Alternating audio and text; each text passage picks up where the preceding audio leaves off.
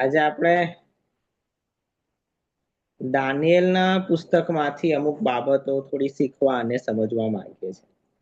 દાનિયેલનું પુસ્તક આપણે કાઢીએ અને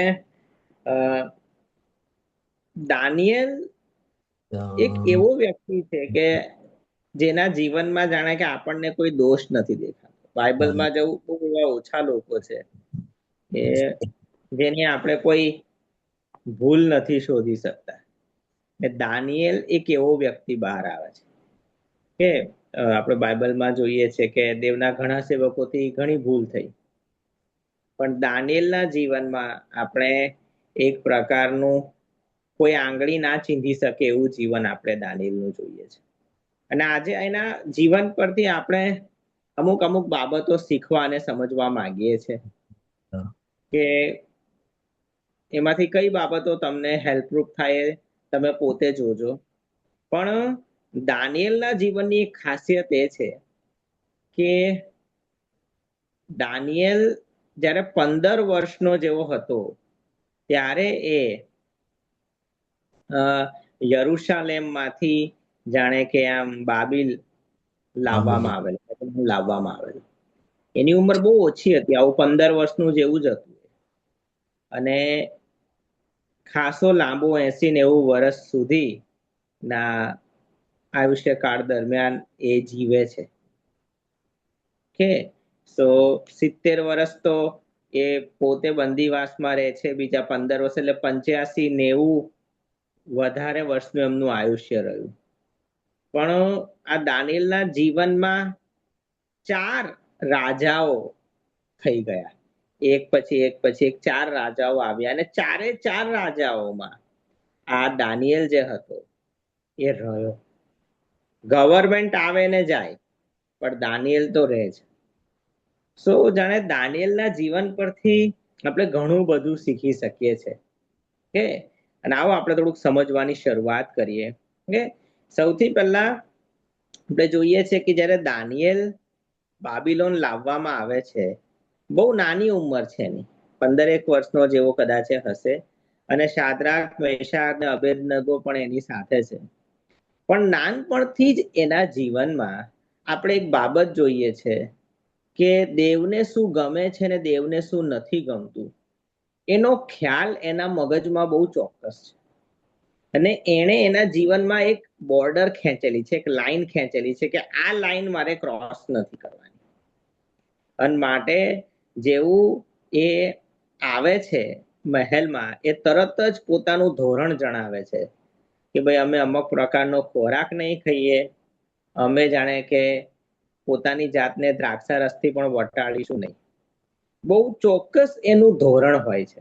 અને જે હું પોઈન્ટ તમને આજે સૌથી પહેલા કહેવા માંગુ છું કે દાનિયેલના જીવનમાં જે આ ધોરણ છે એનું, એને કારણે એ તરત નોટિસમાં, પ્રભુની નોટિસમાં આવી જાય છે. પ્રભુ તરત જ એવા લોકોને ધ્યાન પર લે છે જે લોકો વચન સંબંધી જેલસ હોય.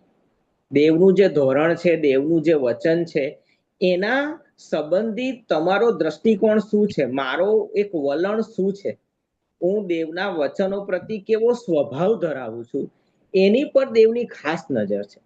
જો આપણે આપણા જીવનમાં કેટલા ઊંચા જઈશું, આપણે આપણા જીવનમાં કેટલા ઊંચા જઈશું, આત્મિક રીતે કેટલી ઊંચાઈ પ્રાપ્ત કરીશું, એનો આધાર એની પર છે કે તમે દેવના વચનો પ્રત્યે કેવો સ્વભાવ ધરાવો છો.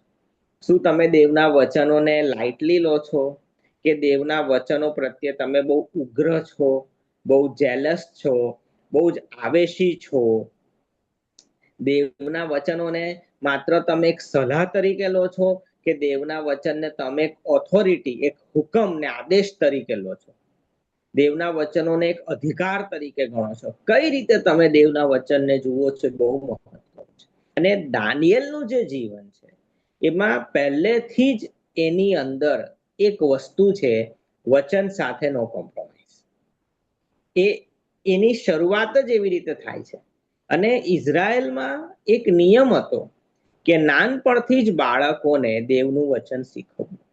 દાનિયેલમાં આ બુદ્ધિ આપોઆપ નથી આવી, પણ એના જે માતા પિતા એમણે નાનપણથી જ દાનિયેલને શીખવેલું હતું વચન સંબંધી એક શિક્ષણ આપવામાં આવ્યું હશે અને એને લઈને દાનિયેલને એ ખબર પડી કે દેવ કઈ રીતે ખુશ રહી શકે છે અને કઈ રીતે હું કંઈક એવું ખોટું કરીશ તો મારી પર દેવની કૃપા છે જતી રહેશે.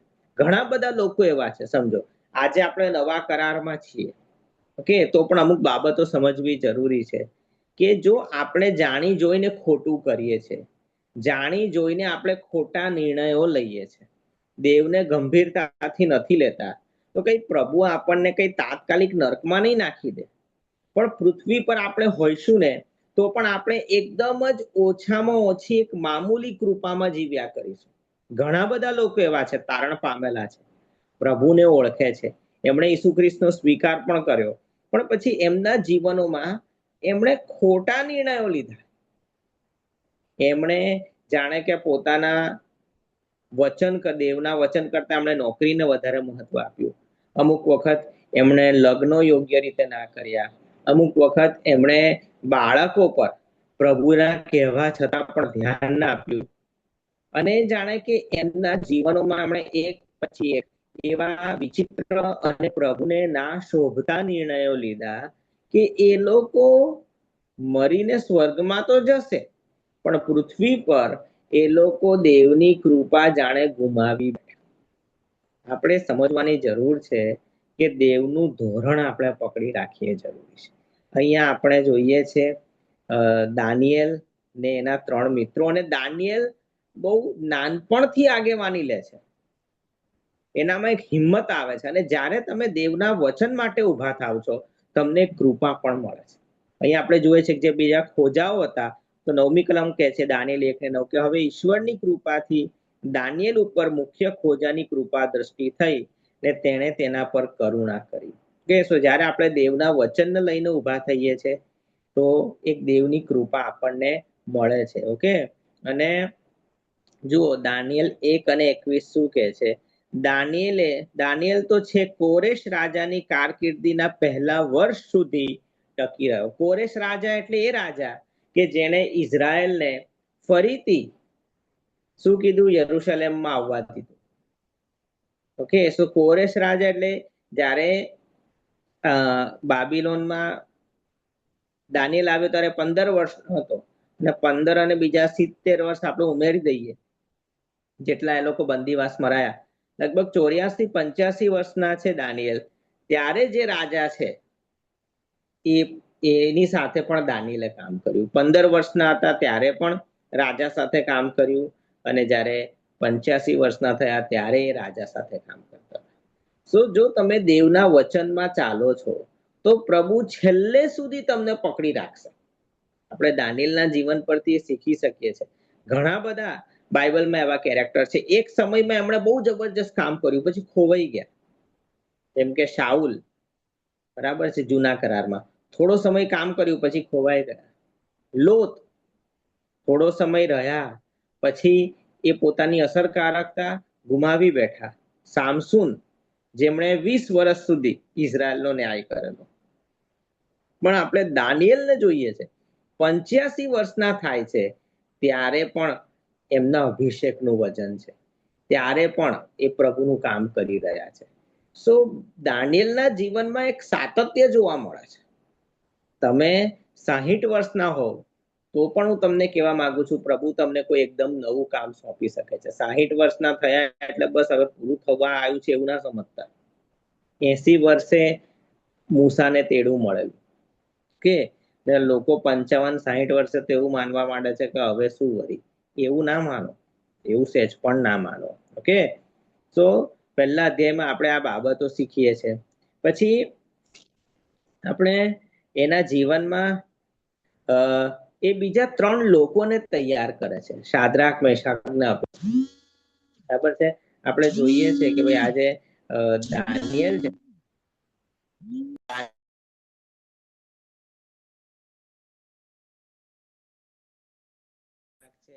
મેશાક છે ને અબેદnego છે. આ 3 સેવકો છે કે જેમને એક ખાસ રીતે તૈયાર કરે છે, અને માટે એનામાં જાણે કે એક શિષ્યો તૈયાર કરવાનો અભિષેક હતો. બરાબર છે. દાનિયેલ એવો વ્યક્તિ છે કે એ જ્યાં પણ જાય છે પ્રભાવ પાડે છે. આપણે લોતને જોઈએ છે, લોત ઇબ્રાહિમ સાથેથી અલગ થઈ ગયો અને પછી એ ક્યાં ગયો? સદોમ ને ગમોરામાં ગયો. અને સદોમ અને ગમોરાનો નાશ કરવામાં આવ્યો ત્યારે ઇબ્રાહિમે શું કીધું કે પ્રભુ જો 10 લોકો મળી જાય તો પણ તું શું નાશ કરશે? તો દેવે કીધું 10 લોકો મળી જાય તો હું નાશ નહીં કરું. પણ લોત સદોમ અને ગમોરોમાં 10 લોકોને પણ તૈયાર નહોતા કરી શક્યા. બરાબર છે. એમના જીવનમાં અસરકારકતા નહોતી. પણ આપણે દાનિયેલનું જીવન જોઈએ છે કે દાનિયેલના જીવનમાં એક અસરકારકતા છે. દાનિયેલના જીવનમાં એક પ્રભાવ છે. દાનિયેલના જીવનમાં એક શિષ્યો તૈયાર કરવાની વૃત્તિ છે. અને શાદ્રાક, મેશાક ને અબેદનગોને એ વિશેષ રીતે તૈયાર કરે છે અને એટલા જબરજસ્ત તૈયાર કરે છે કે એ લોકો કિંમત ચૂકવવા માટે તૈયાર થાય છે. એ લોકો માત્ર ગીતો ગાય છે, પ્રચાર કરે છે, ડાન્સ કરે છે, પ્રભુની વાતો કરે છે, આશીર્વાદોની વાતો કરે છે, ઉત્તેજનની વાતો કરે છે, એવું નથી. આ લોકો એ હદ સુધી તૈયાર થાય છે કે અમારે અમારા જીવ આપી દેવા પડે તો પણ વાંધો નહીં. એમના જીવન પર દાનિયેલનો બહુ મોટો પ્રભાવ છે. સો દાનિયેલના જીવનમાંથી એક બીજો આપણને એક પાસું જોવા મળે છે. આપણે લોકોને તૈયાર કરવા જરૂરી છે. આપણો પ્રભાવ લોકો પર પડવો જરૂરી છે. તમે ઓફિસમાં જાઓ છો, તમે સોસાયટીમાં છો, તમે તમારા સગાવાલા મધ્યે છો, તમે તમારા ચર્ચમાં છો, પણ તમારે અમુક હદે પોતાના સર્કલમાં દૈવીય પ્રભાવ તમારો હોવો જરૂરી છે. દાનિયેલ ઊભો થયો. જો તમે પહેલો અધ્યાય વાંચશો તમને ખ્યાલ આવશે. દાનિયેલ ઊભો થયો અને દાનિયેલની સાથે, બરાબર છે, 8મી કલમ કહે છે દાનિયેલે પોતાના મનમાં ઠરાવ કર્યો, હું મારી જાતને વટાળીશ નહીં. અને પછી ધીરે ધીરે પેલા જે 3 હતા, શાદ્રાક, મેશાક ને અબેદનગો, એ પણ એની સાથે જોડાયા. તો દાનિયેલમાં એક લીડરશિપ ક્વોલિટી છે. એની સાથે સાથે એ બીજા પર પ્રભાવ પાડે છે. પ્રભુ ચાહે છે કે ભાઈ આપણે દાનિયેલના જીવનમાંથી આ શીખીએ. ઘણીવાર આપણે ખ્રિસ્તી જીવન એ રીતે જીવીએ છે કે જે પ્રભાવ પડવો જોઈએ એ પડતો નથી. તમે જ્યારે કોઈકને માટે પ્રાર્થના કરાવો એની પર પ્રભાવ પડવો જરૂરી છે દેવનો. જ્યારે તમે કોઈકને ઉત્તેજન આપો એ શબ્દોનો પ્રભાવ પડવો જરૂરી છે. તમે કોઈકને વચન શીખવો, બરાબર છે, ત્યારે એ વચન એને ઊંડાણમાં સમજાય એ જરૂરી છે. જ્યારે તમે સ્તુતિ આરાધના કરાવો ત્યારે લોકોના હૃદયો પ્રભુ તરફ ઊંચા થાય એ જરૂરી છે. જ્યારે તમે સન્ડે સ્કૂલમાં કોઈને પાઠ શીખવો ત્યારે એ લોકોના જીવનમાં એ હંમેશને માટે કોતરાઈ જાય એવા પ્રયત્નો કરવા જરૂરી છે. સો ખ્રિસ્તી જીવનમાં પ્રભાવ પડવો જરૂરી છે. દાનિયેલના જીવનનો એક પ્રકારનો પ્રભાવ છે.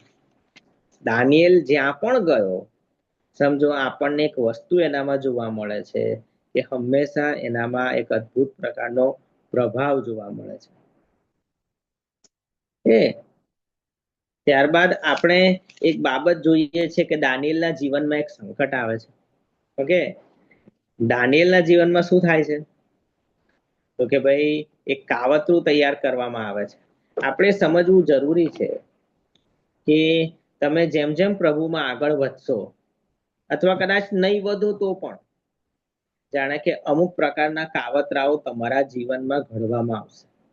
આપણે જોઈએ છે કે જે રાજા છે એ તો ભાઈ એને પસંદ કરનારો રાજા છે, પણ જે બીજા સુબાઓ છે, 120 સુબાઓ ની ઉપર એને મૂકવાનો એ લોકો વિચાર કરવા માંડ્યા, રાજા વિચાર કરવા માંડ્યો. પણ આ વાત કોને ના ગમી? આ વાત આપણે જોઈએ છે કે એ જે પેલા બધા સુબાઓ હતા એમને નહોતી ગમી. અને એ લોકોએ એ વિચારવાની શરૂઆત કરી કે ભાઈ આપણે ગમે તે રીતે દાનિયેલને પતાવવો જરૂરી છે. અને જો તમે કોઈક ને કોઈક રીતે એનું શૈક્ષણિક કામ જોવા, એનું વહીવટી કામ જોવા જશો, તમે એને ક્યારેય નહીં પકડી શકો. એક ને એક રીતે તમે પકડી શકો છો, અને એ છે કે ભાઈ તમે એને એના દેવની ભક્તિ ના કરવા દો. કે આપણે જોઈએ છે કે જ્યારે એક વખત કહેવામાં આવે છે કે ભાઈ હવે જે કોઈ ભક્તિ કરશે રાજા સિવાય, કોઈ બીજા વ્યક્તિની દેવની 1 મહિના સુધી પછી એને સિંહોના બિલમાં નાખવામાં આવશે. અહીંયાથી દાનિયેલના જીવનમાં જે જબરજસ્ત દેવ પ્રત્યેનો વિશ્વાસ, આસ્થા, પ્રેમ, સમર્પણ, ત્યાગ, બલિદાન, આ બધું જે છે દેખાવાની શરૂઆત થાય છે. એ પોતાનું નોર્મલ રૂટીન પકડી રાખે છે. એ દિવસે પણ એ એટલો બધો શાંતિમાં છે, એટલો બધો એક ઊંડી પ્રભુની કૃપા અનુભવે છે કે એ પોતાના ઘેર જાય છે અને પૂર્વ તરફની બારી ખોલીને લખેલું છે કે ભાઈ એ દિવસમાં 3 વાર ઘૂંટણીએ પડીને પ્રાર્થના કરી. એને કશું જ ચેન્જ ના કર્યું. ભાઈ એને એ દિવસે પણ બારી ખોલીને પ્રાર્થના કરી. ભાઈ બારી ખુલ્લી રાખવી એટલે શું? બારી ખોલવી એટલે અંદરનો વ્યક્તિ બહાર જોઈ શકે, બહારનો વ્યક્તિ અંદર જોઈ શકે. દાનિયેલ બહુ પારદર્શક વ્યક્તિ હતા. ગમે તેવા સમયોમાં એ મજબૂત રીતે ઉભા છે. ખબર છે એ દિવસે પણ શું થાય છે? ભાઈ એણે પોતાના દેવની આભાર સ્તુતિ કરી. સમજો તમને એ ખબર છે કે તમે હમણાં પ્રાર્થના કરવા બેસશો ને તમને પકડી પાડવામાં આવશે, તમે શું આભાર માનવાના? કે હું શું આભાર માનવાનો? એ કઠણ સમયોમાં પણ દાનિયેલ પ્રભુનો આભાર માની રહ્યો છે. એ દિવસે એને બચાવ માટેની પ્રાર્થના નથી કરી, એ દિવસે પણ એને આભાર માન્યો છે. શું આભાર માન્યો હશે? એ આભાર માનતા માનતા કહેતા હશે, પ્રભુ હું તમારો આભાર માનું છું કારણ કે તમે ખરેખર રાજા છો. નબુકદનેસર રાજાની ઉપર પણ તમે રાજા છો. તમે આજે પણ પોતાના તખ્ત ઉપર બેઠેલા છો. તમારા કરતા મહાન કોઈ છે નહીં અને થવાનું નથી. સઘળી પરિસ્થિતિઓ તમારા હાથમાં છે. તમે મને બચાવશો તો પણ ઠીક, ના બચાવશો તો પણ ઠીક. હું કશું પણ બીજું તમારા સિવાયનું કોઈને ભજવાનો નથી. એ દેવની આભાર સ્તુતિ કરી રહ્યા. અને પેલા લોકોએ એ જ સમયે એને પકડી પાડ્યા. હવે આપણે જોઈએ તો અહીંયા પ્રભુ એને બચાવી શકે છે. જેવું ફરમાન પર સહી થઈ, પ્રભુને ખબર હતી કે આ ફરમાન, દાનિયેલને નથી ખબર, રાજાને નથી ખબર, પણ પ્રભુને ખબર છે કે આ ફરમાન દાનિયેલને ધ્યાનમાં રાખીને જ તૈયાર કરવામાં આવ્યું છે. પ્રભુ ત્યાં એ ફરમાનને અટકાવી શક્યા હોત, પ્રભુએ ના અટકાવ્યું. સમજો તમારા જીવનમાં કોઈ મુશ્કેલી આવતા પ્રભુ અટકાવી શકે છે, પણ જો પ્રભુ તમારી પ્રાર્થનાઓ છતાં પણ એને નથી અટકાવતા, તો તમારે સમજવાની જરૂર છે કે આ મુશ્કેલીને પ્રભુ એક મોટી સાક્ષીમાં બદલવા માંગે છે. માટે તમારા જીવનમાં મુશ્કેલી આવવા દીધી છે. જેટલી મોટી મુશ્કેલી, જેટલી મોટી સમસ્યા, એટલી મોટી સાક્ષી પ્રભુ ઊભી કરવા માંગે છે. તમારા ને મારા મનમાં આપણે આ દૃષ્ટિકોણ કરવો જરૂરી છે કે મારા જીવનમાં જો આટલી ભયંકર પરિસ્થિતિ પ્રભુએ આવવા દીધી છે, તો એનો અર્થ એ છે કે પ્રભુ આટલી જબરજસ્ત સાક્ષી પેદા કરવા માંગે છે. આપણે બી જવાનું નથી, ગભરાઈ જવાનું નથી. પેલું આમ આપણા છાતીના પાટિયા બેસી જાય એવું ના થવું જોઈએ. આપણી પાસે આ દ્રષ્ટિકોણ હોવો જરૂરી છે. ભાઈ પ્રભુએ રોકી શક્યા, આ ફરમાન બનતા જ પ્રભુ રોકી શક્યા હોત, પણ પ્રભુએ ના રોક્યું. જ્યારે પ્રભુ તમારા જીવનમાં કોઈ મુશ્કેલી આવી રહી છે, તમે પ્રાર્થના કરી રહ્યા છો પ્રભુ આ ના આવે, તેમ છતાં પણ જો પ્રભુ આવવા દે છે, તો તમારે વિચાર કરવાની જરૂર છે કે પ્રભુએ તમારા માટે કંઈક મોટું વિચારી રાખ્યું, અને માટે પ્રભુ આ વસ્તુ અલાવ કરે છે. શું થાય છે પછી? જ્યારે રાજાને ખબર પડે છે, તો રાજાને દુઃખ થાય છે. રાજાને એનું દુઃખ નથી થતું કે કેમ દાનિયેલે મારી ભક્તિ ના કરી, પણ રાજાને એનું દુઃખ થાય છે કે દાનિયેલ બિચારો ક્યાં ફસાઈ ગયો. કહેવામાં આવે છે કે સાંજ સુધી એ રાજાએ પ્રયત્નો કર્યા કે દાનિયેલ બચી જાય. સમજો રાજા પોતે પ્રયત્નો કરવા લાગી ગયો છે. જે ઉપરની ઉપર સૌથી મોટી ઊંચી સત્તા છે, એ પોતે કામે લાગી ગઈ છે, તોય કશું નથી થઈ રહ્યું. ઘણી બધી વખત તમે ઘણું બધું કરશો પણ કશું નહીં થાય એવું બને. તમે ઘણી બધી કોશિશ કરી રહ્યા છો પણ કશું નથી થઈ રહ્યું. પ્રાર્થના કરી રહ્યા છો પણ જવાબ નથી આવી રહ્યો. યાદ રાખો, પ્રભુએ કઈ વિશેષ વિચારી રાખ્યું છે.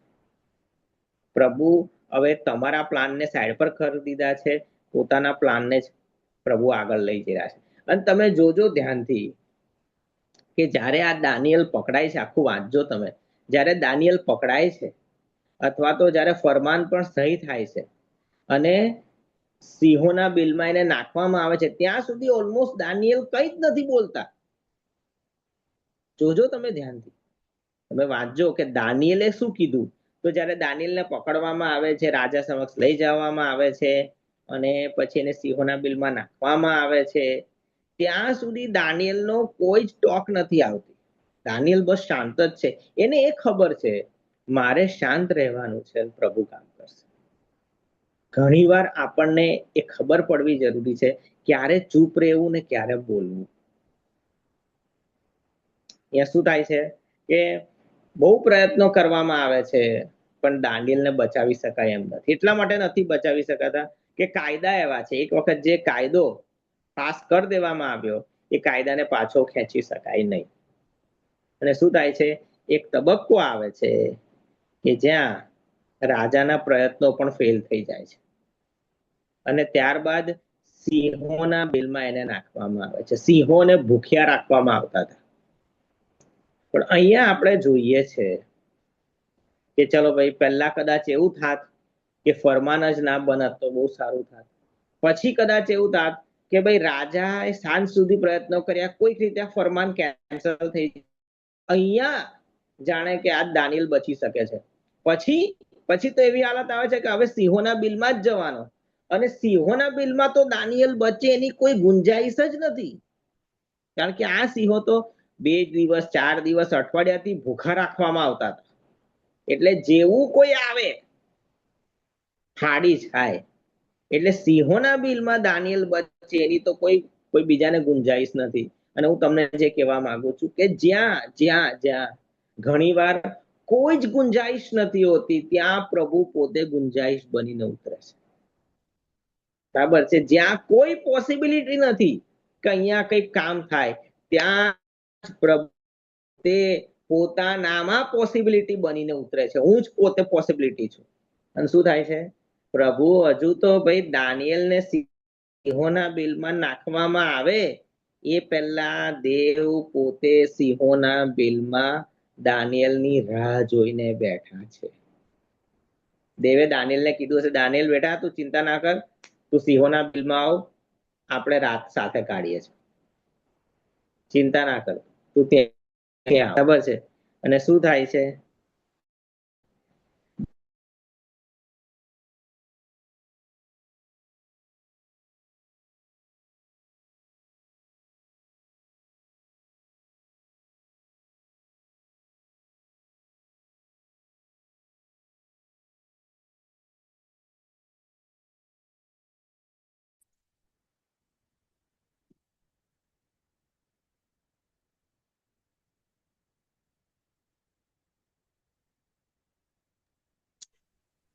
ઓકે આઈ થિંક સો કંઈક નેટવર્કમાં પ્રોબ્લેમ થઈ ગયેલો, પણ એની આપણે લાઈન પર જ છીએ.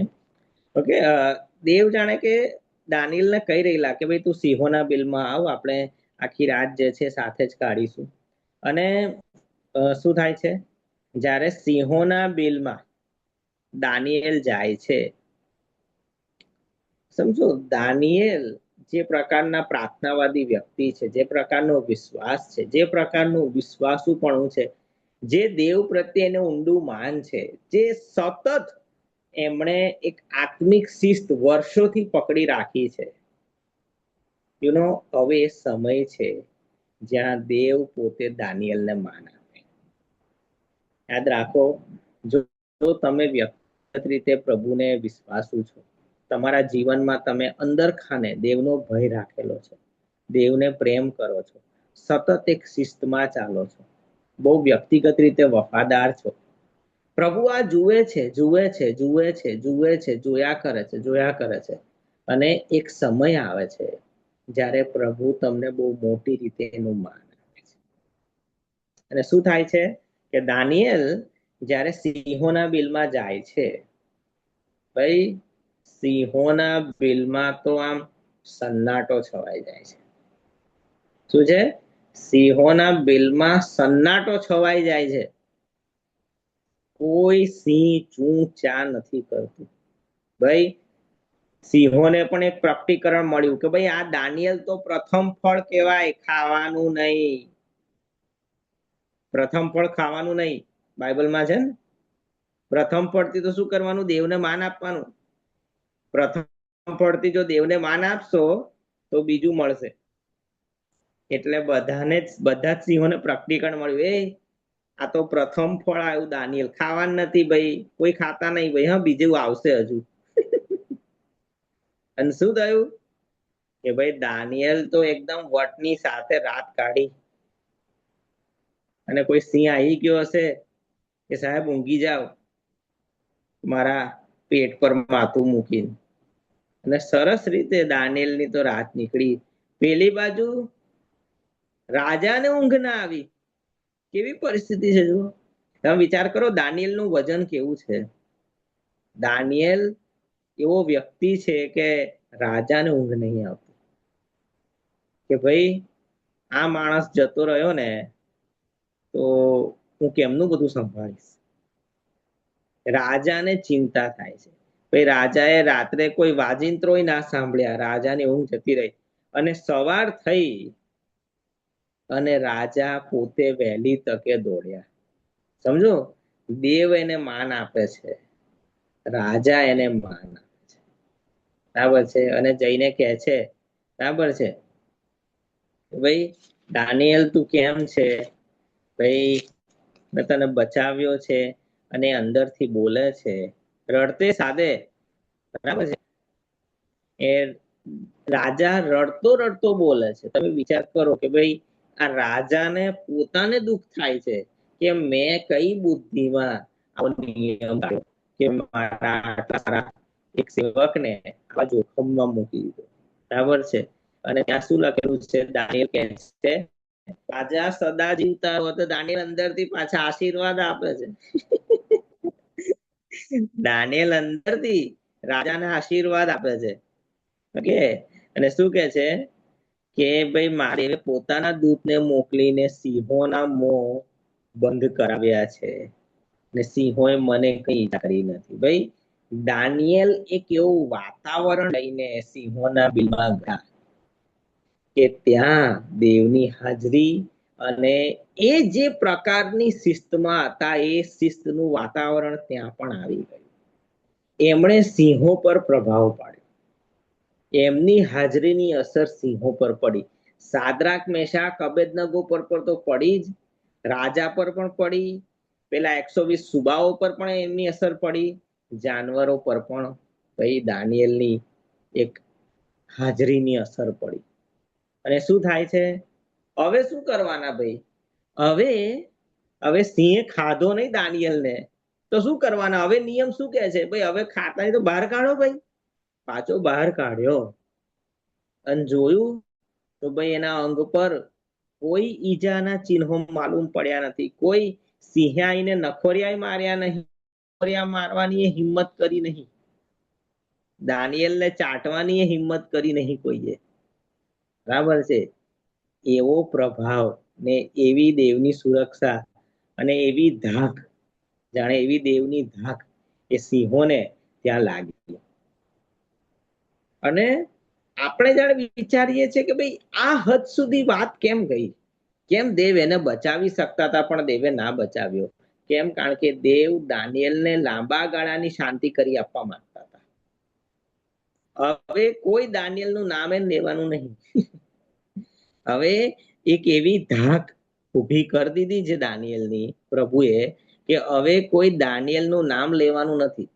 ભાઈ 30 દિવસ સુધી ભક્તિ નથી કરવાની કોઈ બીજા રાજા સિવાય, નિયમ હતો.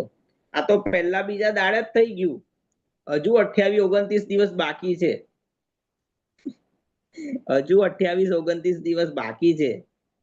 હજુ દાનિયેલ પાછી ભક્તિ કરે ને પોતાના દેવની અને રાજાની ના કરે તો શું થાય? પાછો નાખવામાં આવે. પણ હવે કોઈની તાકાત નહીં ભાઈ, હવે કોઈની તાકાત નહીં. ને શું થાય છે પછી?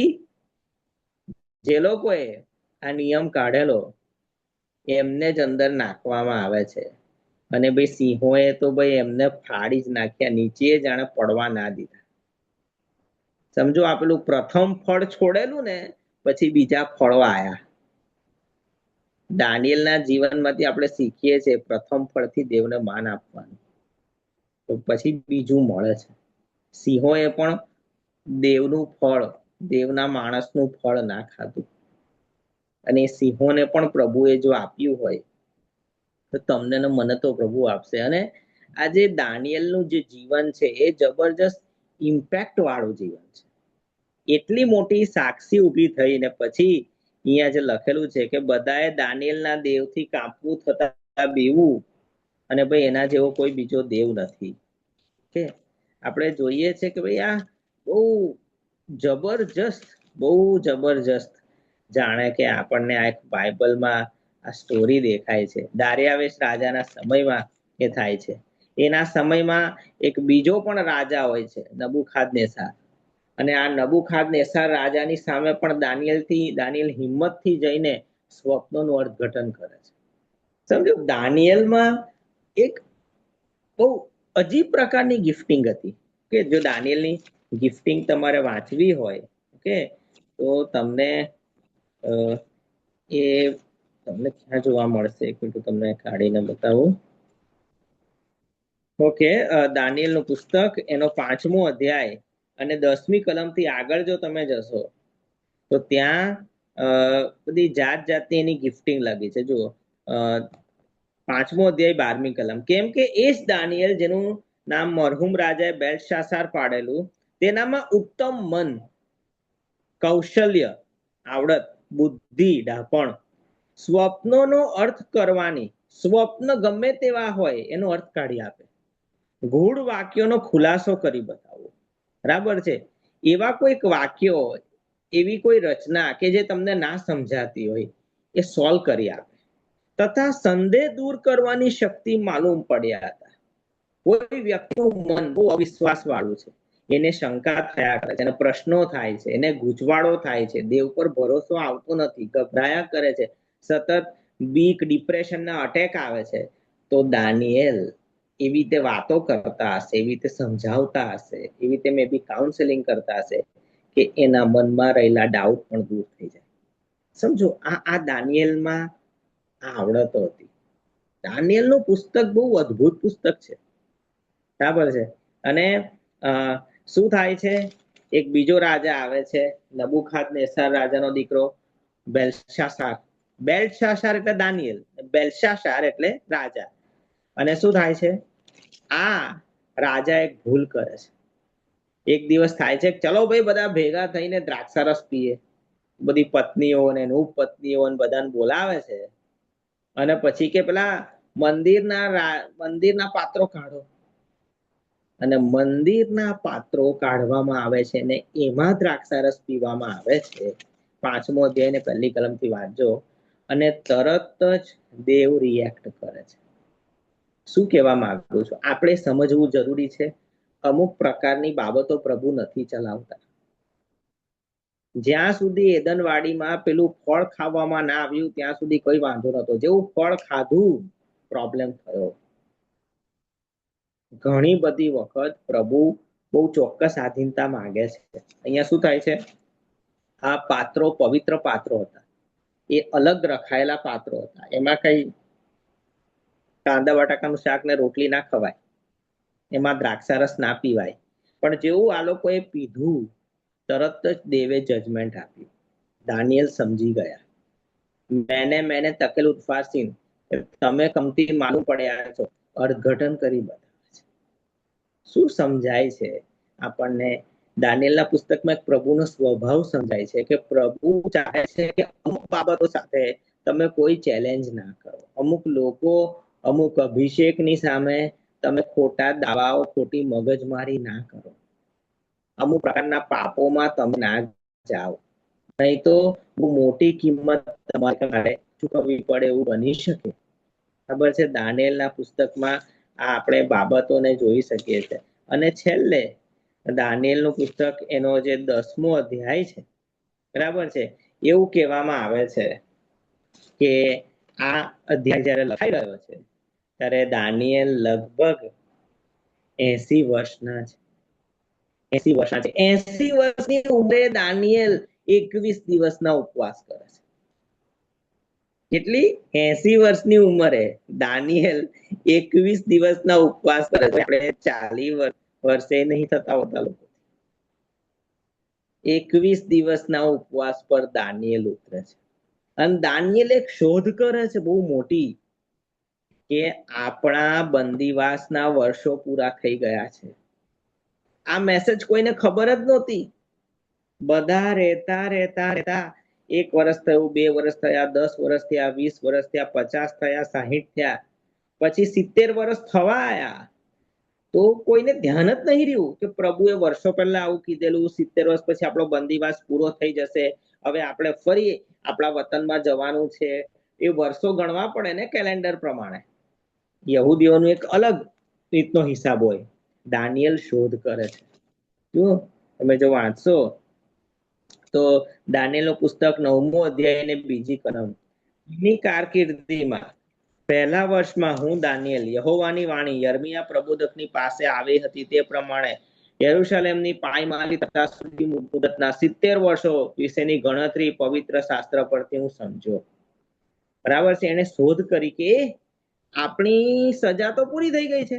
ભાઈ કોઈને ઉંમર કેદ આવે 14 વર્ષની, બરાબર છે, 14 વર્ષ તો પૂરા થઈ ગયા, હું જેલમાં કરું છું, હું કેમ ભાઈ મને બહાર નહીં કાઢ્યો? ભાઈ દાનિયેલે કીધું કે અલા બધા અહીંયા નજીક આવો. ભાઈ પ્રભુએ આપણને કીધેલું ને શું? તો કે ભાઈ 70 વર્ષ પછી હું તમને છોડીશ. તો કે 70 વર્ષ પૂરા થઈ ગયા છે. અને સીધા બધા કોરેશ રાજા પાસે ગયા અને કોરેશ રાજાએ કીધું સારું, જેને જવું એને જાઓ. આ વસ્તુ શોધ દાનિયેલે કરેલી. ઘણી બધી વખત આપણે ભૂલી જઈએ છીએ. પ્રભુએ વચનમાં કીધું છે તમારી બીમારી સાજી થઈ ગઈ છે, તમારી બેકારી દૂર થઈ ગઈ છે, તમારી ગરીબી દૂર થઈ ગઈ છે, તમારી પીડાઓ મેં લઈ લીધી છે, તમારા પાપો મેં માફ કરી દીધા છે, તમારા બંધનો મેં છોડી નાખ્યા છે, તમારા પ્રશ્નો મેં ઉકેલી નાખ્યા છે. આ બધું અંદર લખેલું છે, આપણે શોધતા નથી.